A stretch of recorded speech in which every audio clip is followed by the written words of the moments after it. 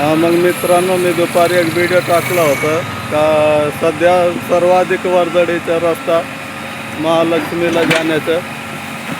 महिला भगिनी पहाटे 5लाच जायचं चालू होतं. मग ज्या ठिकाणी रस्ता पॅक होता त्या ठिकाणी आता JCB नगरपंचायतीने आणलेली आहे आणि तातडीने काम चालू केलं, त्याबद्दल त्यांचं हार्दिक अभिनंदन. आपण पाहू शकता त्या ठिकाणचीच व्हिडिओ आहे. हे पहा नगरपंचायतीचे अधिकारी, हे आबा नाईकवाडीचं गॅरेज काय नाही व्हिडिओ हां. आणि इथं अजून बी पाणी आहे, पण हे रस्ता साफ केल्यानंतर, गटर साफ केल्यानंतर लगेच पाणी निघणार आहे. हे अधिकारी साहेब आहेत.